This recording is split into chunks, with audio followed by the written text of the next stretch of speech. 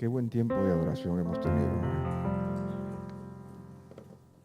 Damos gracias al Señor porque cuando nosotros adoramos tenemos la oportunidad de poder decirle al Señor quizás lo que no nos sale con palabras.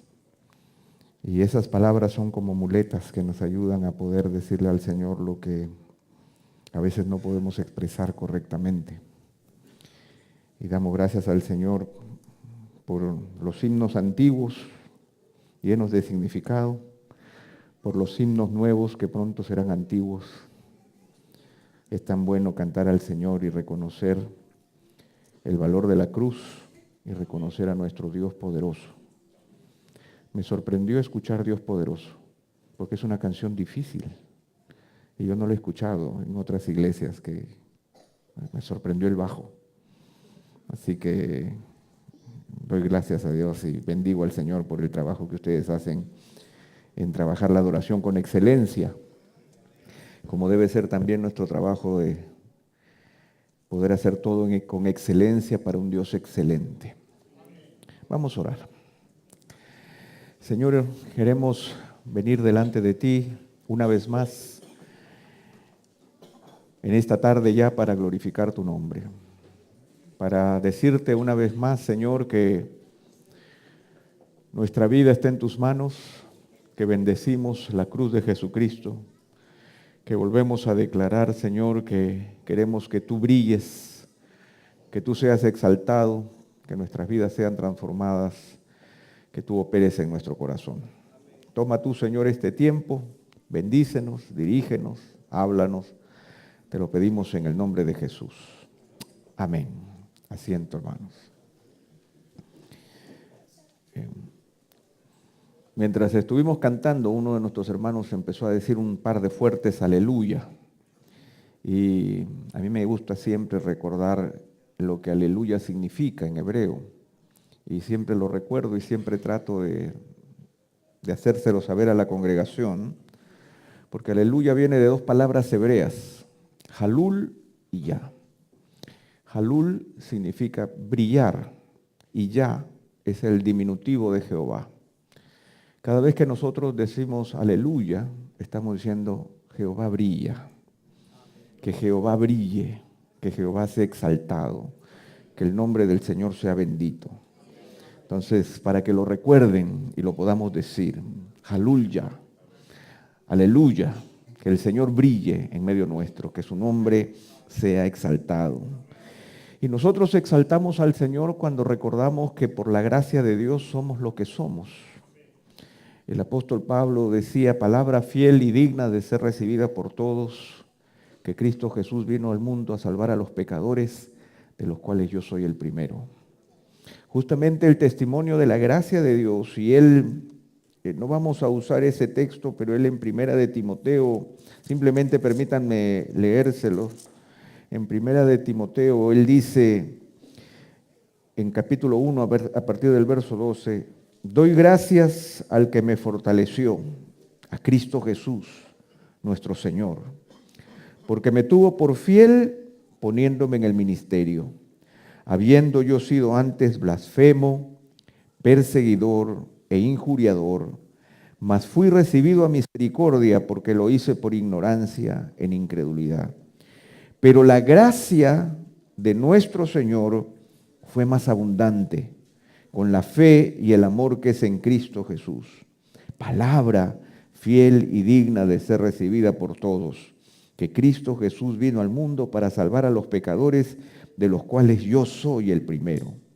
Pero por esto fui recibido a misericordia, para que Jesucristo mostrase en mí, el primero, toda su clemencia, para ejemplo de los que habrían de creer en Él para vida eterna. Por tanto, al Rey de los siglos, inmortal, invisible, al único y sabio Dios, sea honor y gloria por los siglos de los siglos.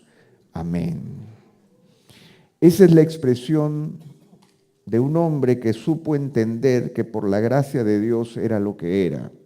Y el apóstol Pablo podía marcar la diferencia entre lo que él fue y lo que es ahora producto de la presencia de la misericordia de Dios en su vida. Doy gracias a Jesucristo.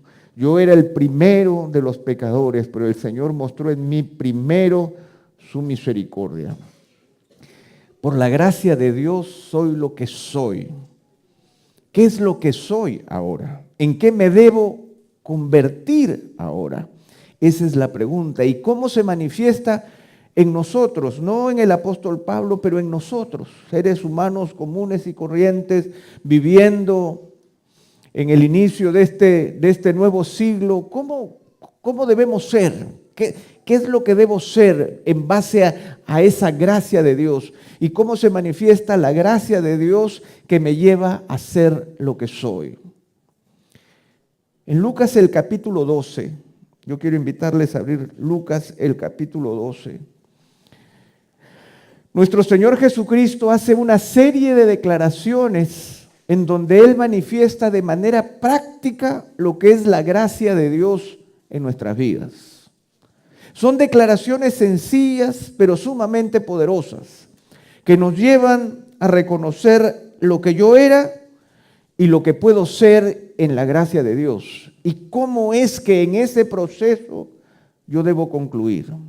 Es un pasaje largo, pero es un pasaje que nos ilustra, y yo quisiera ilustrar cómo es que nosotros podemos ver de manera expositiva la manifestación de aquello que el Señor nos quiere hablar, no solo a través de tomar textos aislados, sino a través de entender el consejo de Dios que se va desenvolviendo a través del Evangelio, en donde el Señor nos quiere mostrar de una manera ordenada aquello que nosotros debemos llegar a ser.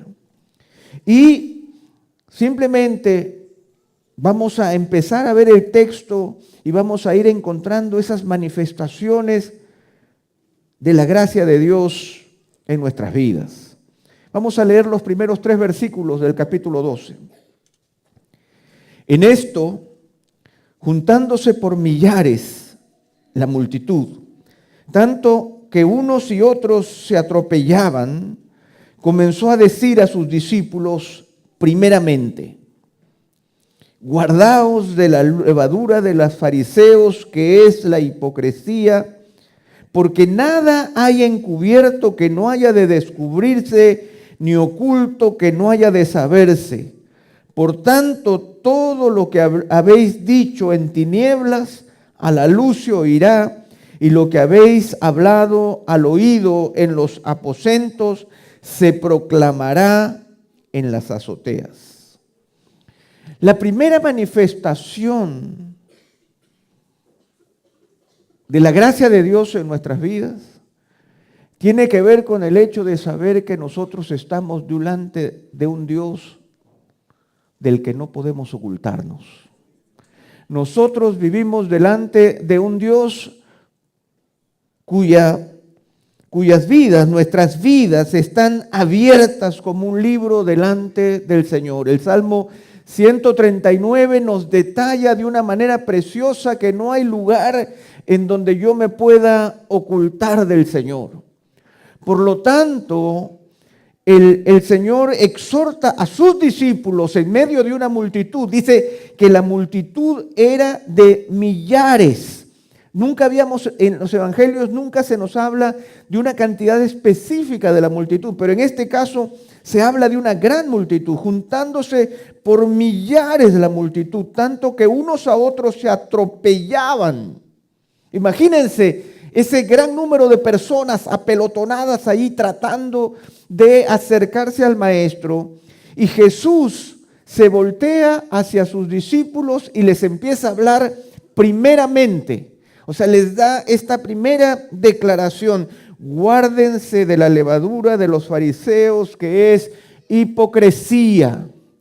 La palabra hipocresía es una palabra muy interesante en el original porque tiene que ver con la idea de estar bajo juicio, bajo evaluación.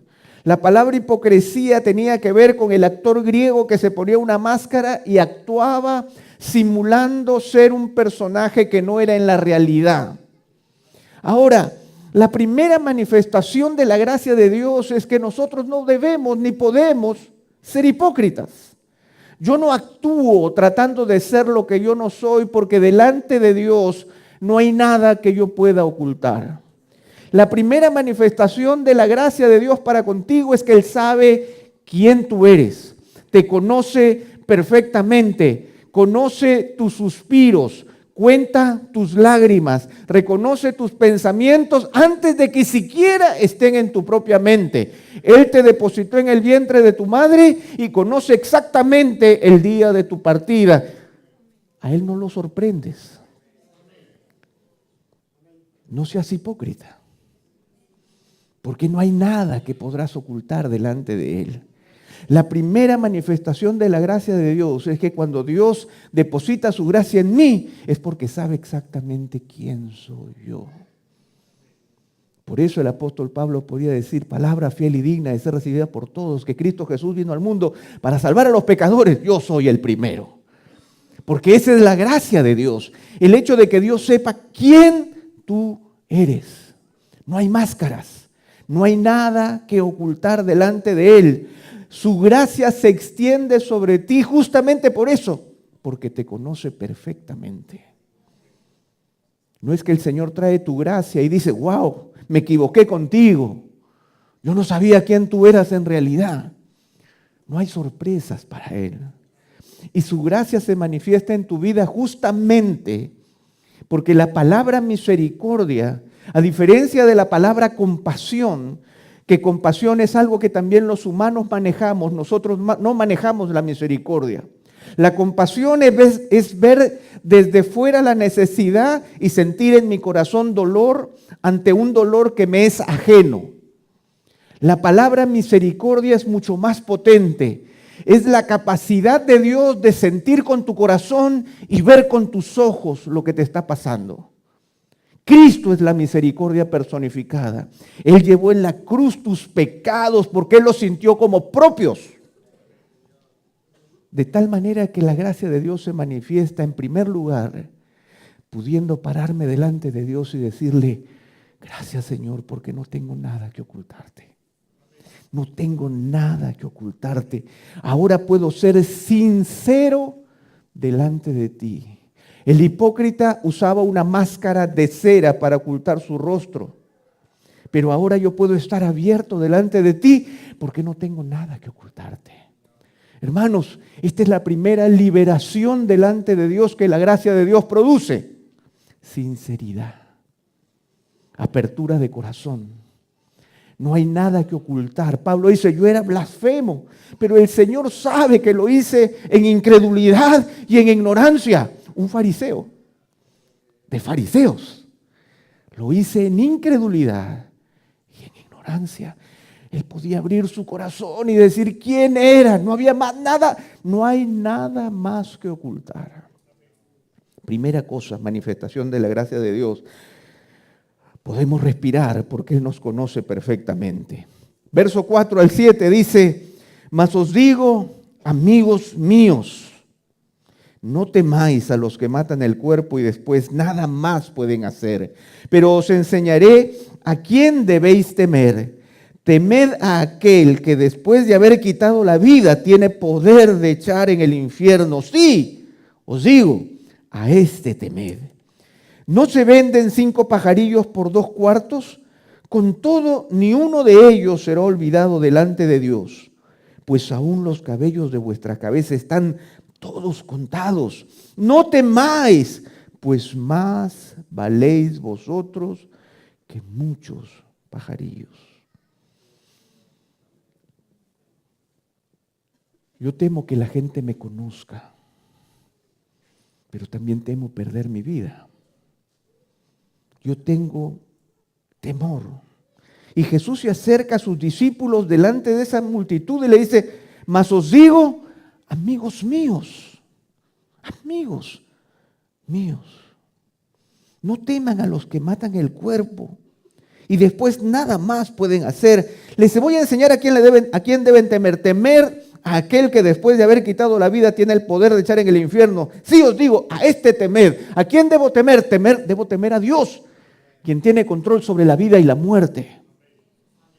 Pero ese temor de Dios, que es el temor reverente ante la grandeza de un Dios que tiene un control absoluto sobre mi vida,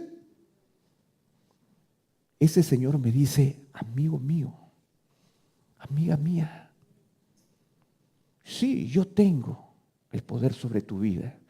Tu salvación está en mi mano. Yo tengo el poder para declararte salvo o echarte al infierno. Pero te digo, amigo, porque yo lo quiero decir. Jesús lo está diciendo porque Él quiere decirlo. Él ofrece su amistad. Pero no ofrece su amistad, sino que el Señor nos dice, yo tengo sumo cuidado de ti. ¿No se venden 5 pajarillos por 2 cuartos? Con todo, ni uno de ellos está olvidado delante de Dios. O sea, el Señor observa su creación y aún el animal más insignificante está bajo el cuidado de Dios.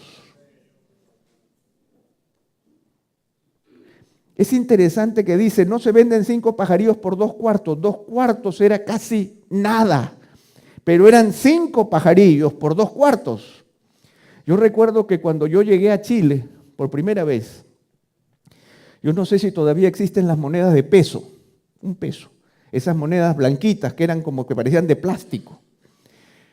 En mis primeros meses yo me dediqué a juntar los vueltos y me daban moneditas de a peso. Entonces, montones de moneditas de a peso. Yo las juntaba y un día iba a tomar la micro y se me ocurrió juntar 20 del todo lo que era, no recuerdo cuánto era el micro, 100 pesos, 130 pesos. Entonces yo junté los 30 pesos con moneditas de a peso. Entonces yo fui, me subí, cuando todavía el chofer cobraba, entonces él me hace, ¡ah! Él lo mira y lo echó por la ventana. Y yo ¡ah! Lo bueno es que me dejó seguir porque yo no tenía más. Me dejó seguir el viaje. Porque esas monedas son insignificantes. Con eso no se compra nada. Y lo mismo está diciendo el Señor en este pasaje. Con esas moneditas de peso puedes comprar hasta 5 pajarillos. 5. Pero cada uno de ellos es cuidado por el Señor. Así es mi cuidado. ¿Y cuál es la aplicación?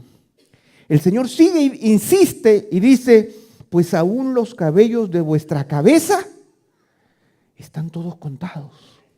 Algunos son menos, otros, las damas, son más. Pero el hecho de saber que los cabellos de mi cabeza están contados por el Señor, no temas. La gracia de Dios para contigo es que Él tiene cuidado de ti. Puede que yo no valga nada, pero el Señor tiene cuidado de mí. Puede que yo esté abandonado, pero el Señor tiene cuidado de mí. Aunque mi padre y mi madre me dejaran, yo sé que el Señor no me abandonará. ¿A quién tengo en los cielos sino a ti? Y fuera de ti, nada deseo en la tierra.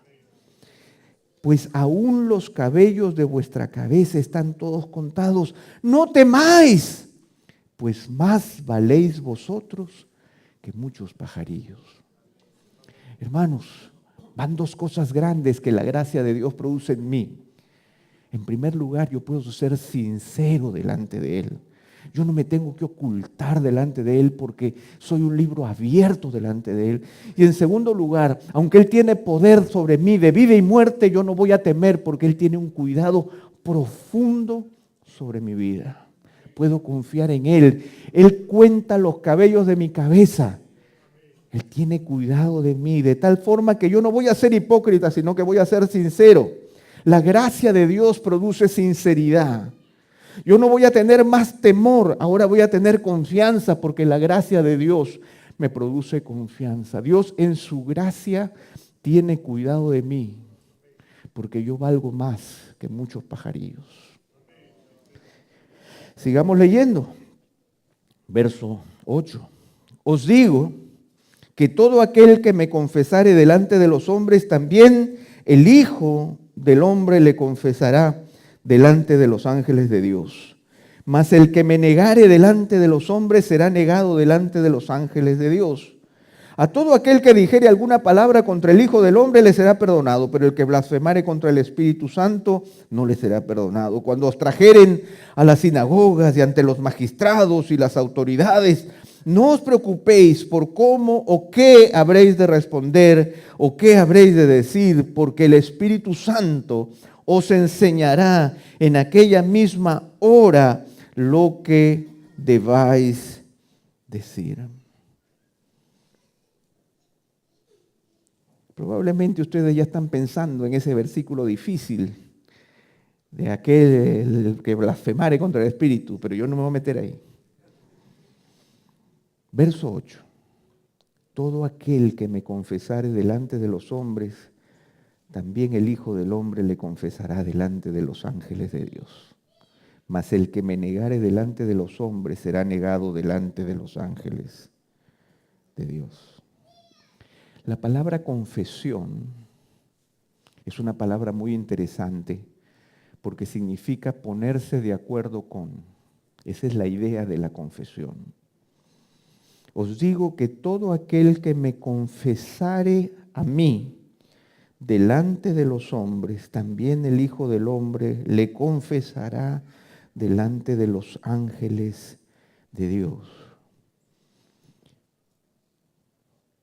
La gracia de Dios permite que yo pueda conocer a Jesús tal como Él es, de tal forma que yo puedo confesarle. Cuando yo hable de Jesús, puedo confesar a un Jesús a quien yo conozco. Lo que está diciendo Jesús es que si tú me confiesas, si tú das cuenta de mí, es porque yo me he dado a conocer a ti como yo te conozco a ti. De tal forma, hermanos, que la gracia de Dios me permite confesar de Jesús delante de los hombres, porque lo que yo diga, yo me he puesto de acuerdo con Él. Él se me ha mostrado de tal manera que lo que yo digo de Él es exactamente lo que Él es, así como el Señor le confiesa a los ángeles lo que yo soy en realidad. La gracia de Dios me permite conocer al Señor. Me permite confesarle. Y es interesante que aparezca la palabra confesión y la palabra negación. No hay un término medio. O le reconozco como Él es, o le niego. Porque el Señor espera que nosotros le demos la gloria de vida a su nombre.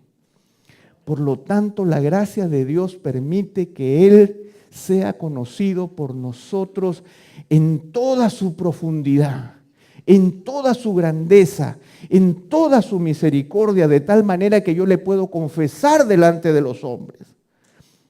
Y tú podrías decir, pero Pepe, yo no tengo la capacidad teológica del pastor Iván. Es verdad, no la tenemos. Pero ¿cuál es la promesa en gracia de Dios? Verso 11. Cuando os trajeren a las sinagogas y ante los magistrados y a las autoridades, no os preocupéis de cómo habréis de responder o qué habréis de decir, porque el Espíritu Santo os enseñará en la misma hora lo que habéis de decir. La gracia de Dios se manifiesta en que yo voy a conocer al Señor a través del Espíritu, quien me va a guiar a toda la verdad. ¿No es esa la promesa de Juan? Nosotros podemos conocer al Señor. No podemos admitir ignorancia de Él, porque parte de su gracia es que yo le confiese tal como Él es. Podemos conocerle tal como Él es. Y cuando seamos llevados a juicio y cuando tengamos que dar cuenta del Señor, el Señor promete en su gracia que a través del Espíritu yo voy a poder declarar su grandeza tal como Él es. Verso 13. Le dijo uno de la multitud: Maestro, di que mi hermano, di a mi hermano que parta conmigo la herencia. Mas él le dijo, hombre, ¿quién me ha puesto sobre vosotros como juez o partidor? Y le dijo, mirad y guardaos de toda avaricia, porque la vida del hombre no consiste en la abundancia de los bienes que posee. También le refirió una parábola diciendo, la heredad de un hombre rico había producido mucho. Y él pensaba dentro de sí diciendo, ¿qué haré? Porque no tengo dónde guardar mis frutos. Y dijo, esto haré, derribaré mis graneros y los edificaré mayores, y allí guardaré todos mis frutos y mis bienes. Y diré a mi alma, alma, muchos bienes tienes, guardados para muchos años, repósate, come, bebe y regocíjate. Pero Dios le dijo, necio, esta noche vienen a pedirte tu alma, y lo que has provisto, ¿de quién será? Así es el que hace para sí tesoro y no es rico para con Dios.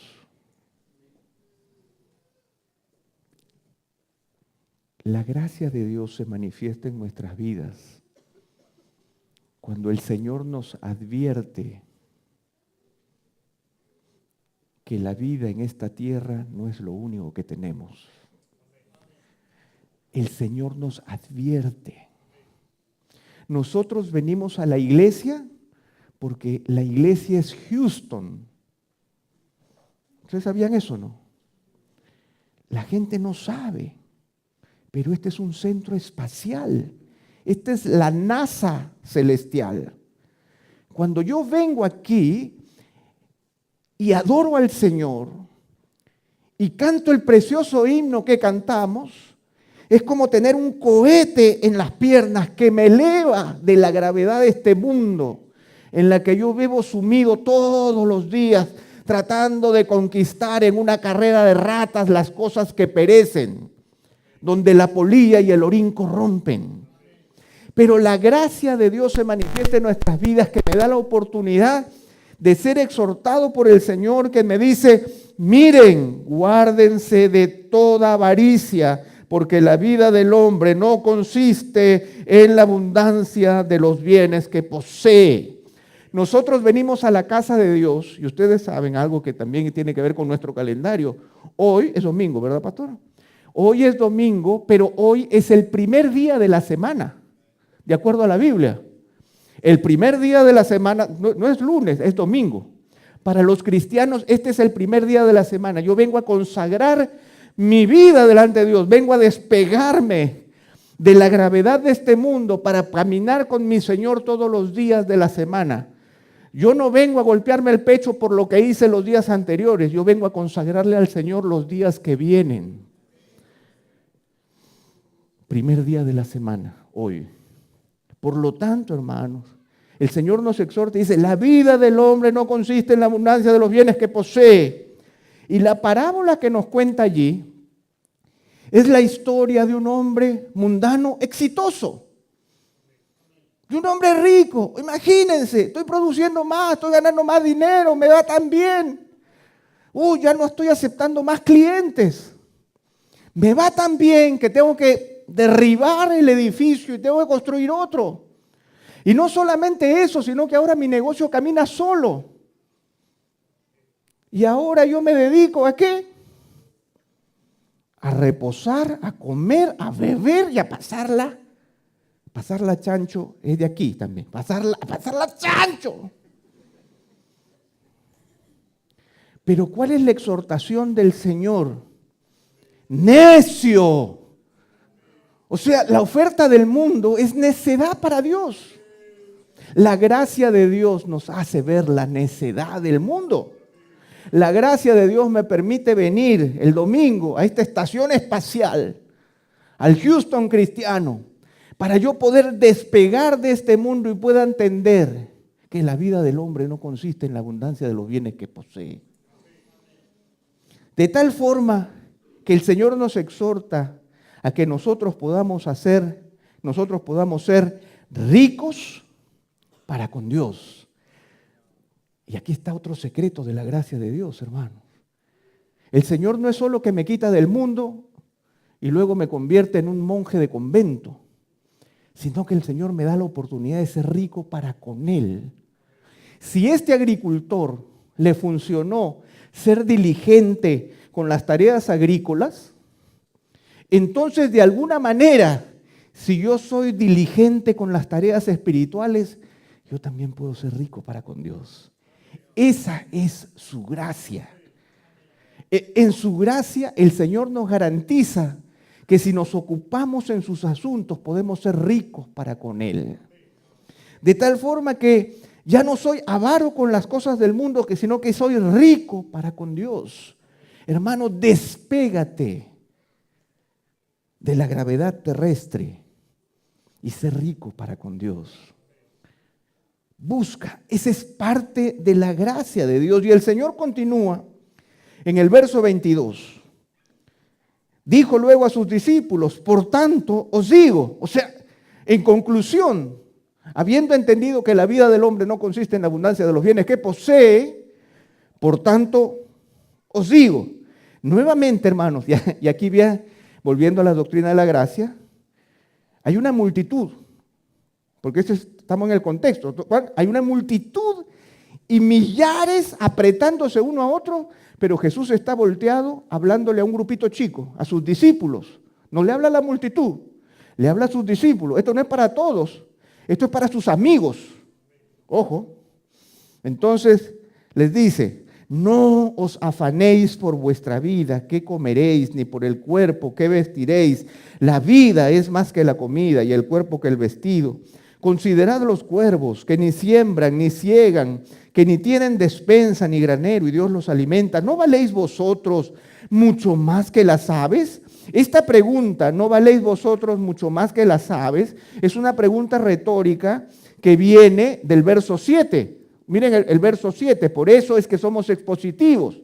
No temáis, pues, más valéis vosotros que muchos pajarillos. Jesús refuerza su afirmación del cuidado de Dios diciendo, ¿no valéis vosotros mucho más que las aves? Sí, yo se los he dicho, y no solamente eso, sino que les tengo contado los cabellos de la cabeza.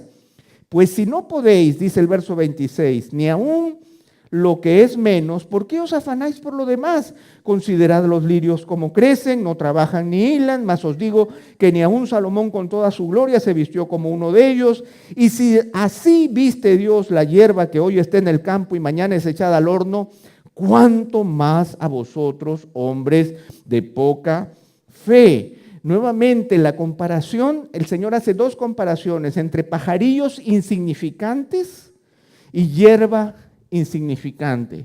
Pero los pajarillos insignificantes y la hierba insignificante es creación de Dios, de la cual Dios tiene cuidado. ¿Cuánto más sus propios hijos? Entonces, esa es la afirmación del Señor. Entonces dice, ¿cuánto más a vosotros, hombres de poca fe? Vosotros pues no os preocupéis por lo que habéis de comer, ni por lo que habéis de beber, ni estéis en ansiosa inquietud, porque todas estas cosas buscan las gentes del mundo, pero vuestro Padre sabe que tenéis necesidad de estas cosas. Mas buscad el reino de Dios y todas estas cosas os serán añadidas. Lo importante de la gracia de Dios nuevamente radica en el soberano Dios. Yo no tengo temor porque sé que el Dios poderoso cuida de mí. El Dios que cuenta las aves y que viste la hierba es el Dios que cuenta mis cabellos y tiene cuidado de mí. En este caso, yo renuncio a la ansiedad y tengo serenidad en la gracia de Dios porque, verso 30, todas estas cosas buscan las gentes del mundo, pero vuestro Padre sabe que tenéis necesidad de estas cosas. Mi Padre sabe. Él sabe. Esa es la manifestación de la gracia de Dios, de un Dios a quien yo conozco. Él sabe. Por lo tanto, yo busco el reino de Dios y su justicia, porque sé que todo lo demás será añadido, porque Él tiene cuidado de mí. Esa es la realidad. De tal forma, hermanos, que yo antes de estar en la gracia, yo era hipócrita, temeroso, avaro y ansioso. Pero ahora que el Señor se ha manifestado a mí, ojo, a mí, recordemos el contexto, hay una multitud de millares apretándose a unos a otros, pero Jesús le está hablando a aquellos que Él ha convocado como sus discípulos. A ellos les dice que han pasado de la hipocresía a la sinceridad, del temor a la confianza, de la avaricia a ser rico para con Dios, de la ansiedad a la serenidad. Ahora, 32. No temáis, manada pequeña, porque a vuestro Padre le ha placido daros el reino. Vended lo que poseéis y dad limosna. Haceos bolsas que no envejezcan, tesoro en los cielos que no se agote, donde el ladrón no llega ni polilla destruye, porque donde esté vuestro tesoro, allí estará también vuestro corazón. Ahora pasamos de esa gracia que depende absolutamente de la gloria, la soberanía y el poder de Dios que tiene cuidado de mí, y ahora esa gracia que me ha transformado empieza a producir en mí requerimientos. ¿Cuál es el primer requerimiento? Reconocer que nosotros pertenecemos a un reino distinto y que por lo tanto mi vida tiene que adoptar una postura distinta. Eso es lo que dice el verso 33. Vendan lo que poseen, den limosna, háganse bolsas que no se envejezcan, tesoro en los cielos que no se agote, donde ladrón no llega ni polilla destruye. Empiecen a construir, no en la gravedad de la tierra, sino que empecemos a ser ricos para con Dios. Tomemos decisiones que nos lleven a ser ricos para con Dios, porque el Señor dice con claridad, donde está tu tesoro, ahí está tu corazón. De tal manera, hermanos, que nuestra agenda diaria, nuestras preocupaciones diarias demuestran dónde están nuestros tesoros. Pero ya hemos visto la manifestación de la gracia del Señor. De tal manera que en el verso 35 empezamos a descubrir lo que somos producto de la gracia. ¿En qué me convierto cuando paso de la hipocresía a la sinceridad, del temor a la confianza, de la avaricia a ser rico para con Dios, de la ansiedad a la serenidad, de ser ciudadano de este mundo a ser ciudadano del reino de los cielos? ¿En qué me convierto cuando empiezo a vivir bajo valores distintos? Cuando empiezo a atesorar tesoros espirituales y no solamente tesoros mundanos. ¿En qué me convierto? Miren el verso 35. Estén ceñidos vuestros lomos y vuestras lámparas encendidas. Y eso es lo que decía el pastor Pedro ahora. ¿En qué me convierto cuando descubro la gracia de Dios en mi vida? Soy lo que soy por la gracia de Dios. ¿Qué soy por la gracia de Dios? Soy un siervo. En eso me convierto. No me convierto en un regalón de Dios. No me convierto en un hombre próspero mundanalmente. Me convierto en un siervo de Dios. Estén ceñidos vuestros lomos y vuestras lámparas encendidas. ¿Por qué? Y aquí está, hermanos, la razón por la que debemos escuchar predicaciones positivas. Si yo quiero hablar del servicio solamente del verso 35 al adelante, no sé las razones de Dios, no las conozco. Las razones de Dios están en todo lo que yo he recibido por la gracia de Dios, por lo tanto, de manera natural me convierto en un siervo. Pero si lo leo del 35, yo no lo voy a ver, sino que voy a forzarme a ser un siervo sin entender por qué soy un siervo. Soy un siervo porque Dios ha sido un siervo para conmigo, cuidándome, mirándome, atendiéndome, reconociendo cuál es mi necesidad. Por lo tanto, dice, estén ceñidos vuestros lomos y vuestras lámparas encendidas. Yo no sé si ustedes conocen, probablemente saben, ceñirse los lomos. Cuando los judíos usaban túnicas largas, eso les impedía la movilidad en el servicio, cuando hacían las jornadas agrícolas o cualquier otro trabajo de pesca. Entonces, ¿qué significaba ceñirse los lomos? Significaba que se levantaban la túnica más arriba de la rodilla, la estiraban y se la apretaban al cuerpo y se ponían un cinto, de tal manera que apretaban la túnica al cuerpo para poder realizar el servicio sin dificultad. ¿Qué está diciendo el Señor? Está diciendo que nos ciñamos los lomos. Si hemos vivido la gracia de Dios, conviértete en un siervo diligente, no un siervo torpe, sino un siervo listo, con lámparas encendidas. Ustedes recuerdan la parábola de las vírgenes insensatas, quienes no tuvieron aceite listo para sus lámparas, y el Señor llegó y no entraron a la fiesta de bodas. Nuevamente, estas dos ilustraciones hablan de estar listos para servir al Señor, para recibir al Señor. En el momento en que Él llegue, que el Señor me halle velando, como lo vamos a ver en continuación. 36. Y vosotros, sed semejantes a hombres que aguardan a que su Señor regrese de las bodas, para que cuando llegue y llame, le abran enseguida. Bienaventurados aquellos siervos a los cuales su Señor, cuando venga, halle velando.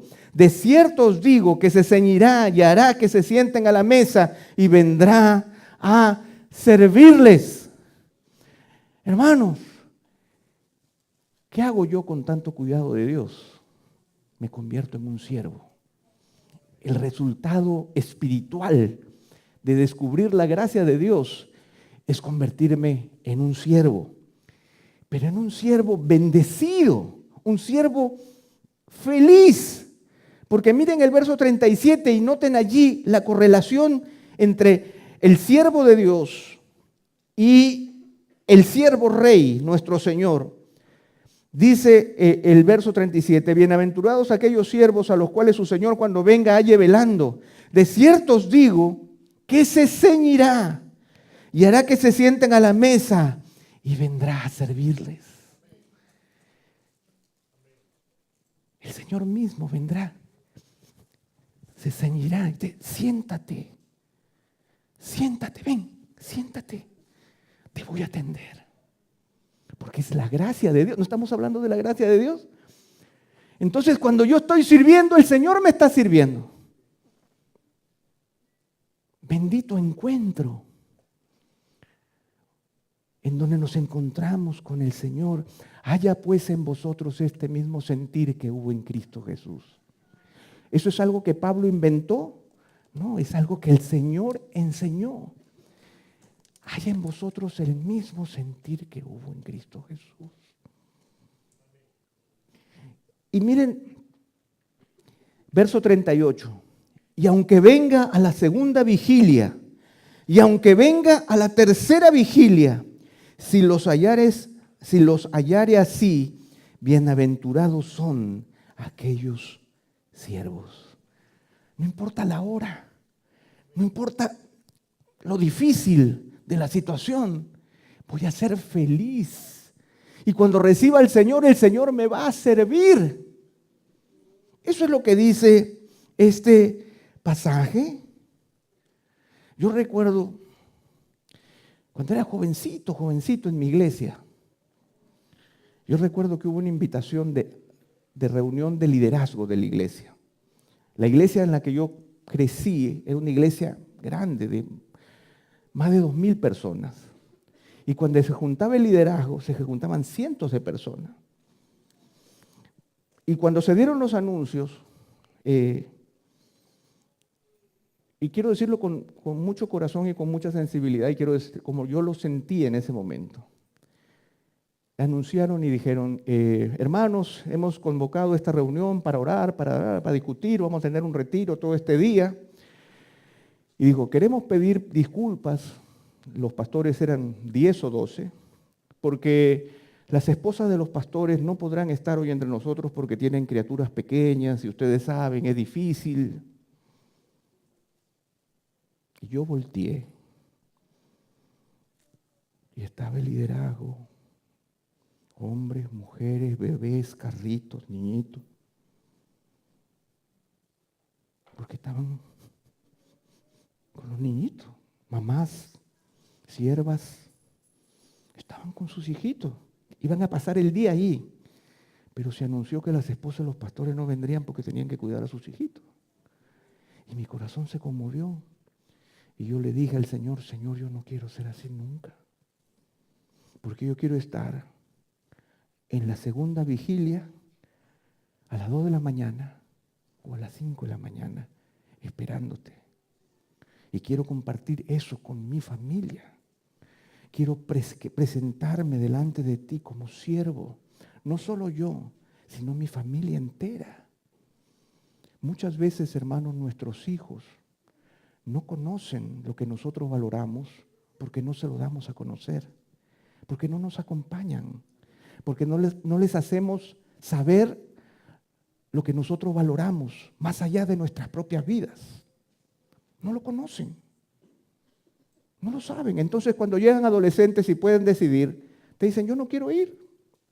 ¿Por qué yo no quiero ir? Porque no lo conocen, porque no te vieron a ti valorando, diciendo, sacrificándote y sacrificándote con ellos y mostrando con una sonrisa de oreja a oreja que lo que estás haciendo vale la pena porque te has salido de la gravedad del mundo. Y veremos allí al Señor servirnos. ¿Ustedes se imaginan eso? Ver al Señor servirnos. Y dice, pero sabed esto, el 39, que si supiese el padre de familia a qué hora el ladrón había de venir, velaría ciertamente y no dejaría minar su casa. Vosotros pues también estad preparados, porque a la hora que no penséis, el Hijo del Hombre vendrá. ¿Cómo quiere el Señor encontrarnos? Quiere encontrarnos con los lomos ceñidos y las lámparas encendidas. A la segunda y a la tercera vigilia de la noche. Final del verso 38, si los hallare así, felices son aquellos siervos. Felices. Felices. Allí radica, hermanos, por la gracia de Dios soy lo que soy. ¿Qué soy? Un siervo para su gloria. Eso es lo que soy, un siervo para su gloria, que ha aprendido a pasar de la hipocresía a la sinceridad. Yo no puedo darle motivos falsos a Dios. El Señor sabe lo ocupado que estoy. El Señor sabe las cuentas que tengo que pagar. El Señor sabe que mi jefe es medio malvado y no me baja. No, por supuesto, el Señor lo sabe todo. Por eso te dice que no temas. Y por eso te dice que te hagas rico para con Él. Y por eso te dice que Él sabe tu necesidad. El Señor en su gracia nos está liberando para que podamos ser sus siervos. ¿Para qué me libera el Señor en su gracia? ¿Para hacerme un regalón? No, para hacerme siervo. Un siervo para su gloria. Y termino. A mí me encanta la persona de Pedro. Pedro el apóstol. Porque Pedro y sus comentarios y sus frases siempre como que se mete ahí y se mete en lío. Miren el verso 41. Quizás este es uno de los líos que ustedes no han prestado atención entre los muchos líos de Pedro. 41. Entonces Pedro le dijo, Señor, ¿dices esta parábola a nosotros o también a todos? ¿Cuántos Pedros hay aquí preguntándose esto? Señor, ¿esto es para mí o para el liderazgo? Pedro se quemó con la pregunta, se quemó. ¿Dices esta parábola? O sea, Señor, ¿a quién le estaba hablando Jesús? A los discípulos, a sus amigos. O sea, Pedro, no, acá me la están poniendo difícil. Señor, ¿dices esta parábola a nosotros o todos? No. Miren, hermano, la respuesta de Jesús es genial. ¿Quién es el mayordomo fiel y prudente al cual su Señor pondrá sobre su casa para que a tiempo les dé su ración. Bienaventurado aquel siervo al cual cuando su señor venga le haya haciendo así. En verdad os digo que le pondrá sobre todos sus bienes. Mas si aquel siervo dijere en su corazón, mi señor tarda en venir, y comenzaré a golpear a los criados y a las criadas, y a comer y a beber y a embriagarse, vendrá el señor de aquel siervo en día que éste no espera y a la hora que no sabe, y le castigará duramente y le pondrá con los infieles. Aquel siervo que conociendo la voluntad de su señor no se preparó ni hizo conforme a su voluntad, recibirá muchos azotes. Mas el que sin conocerla hizo cosas dignas de azote será azotado poco, porque a todo aquel a quien se haya dado mucho, mucho se le demandará, y al que mucho se le haya confiado, más se le pedirá.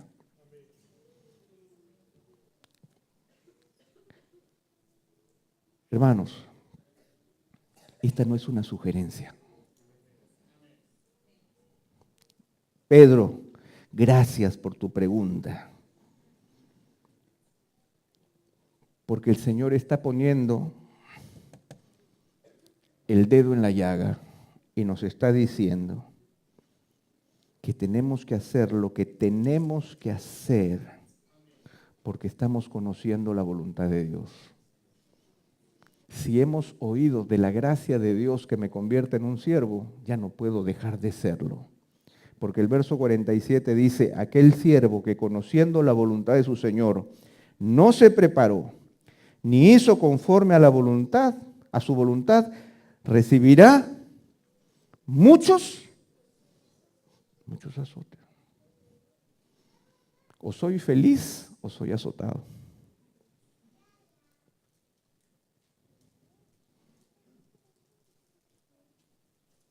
Porque en la gracia de Dios el Señor nos demanda, no que digamos, hagamos males para que nos vengan bienes, sino que el Señor nos hace conocedores de su voluntad. Y una voluntad que es buena. Todo el capítulo 12 es buena.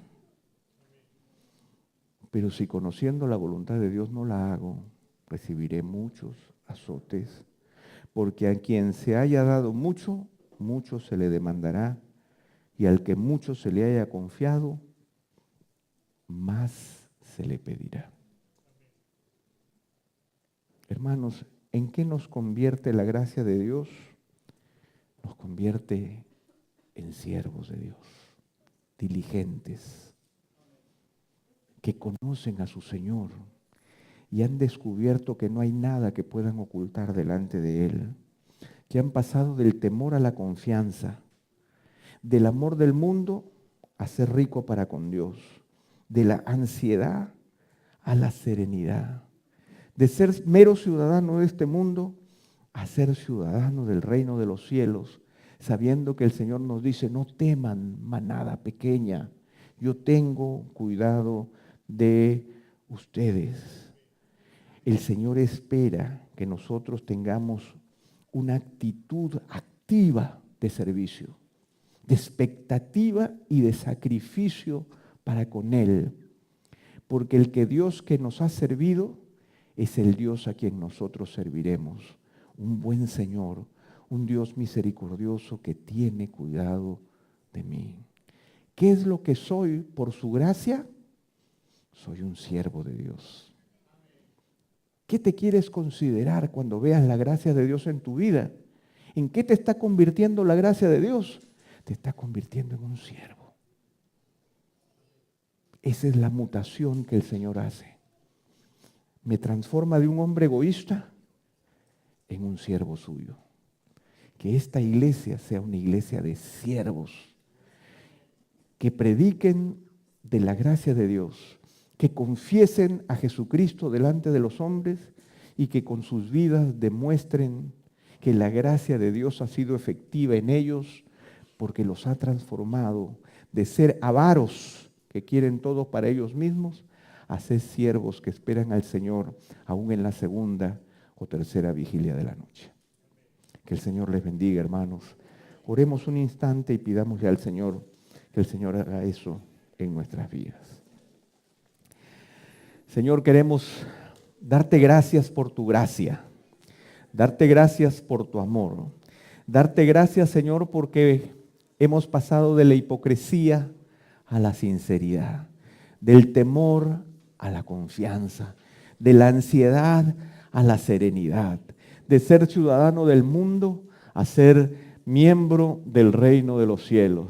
Pero ahora como miembros de los cielos, Señor, no solamente nos gloriamos de ser cristianos, sino que ahora nos gloriamos de ser siervos tuyos.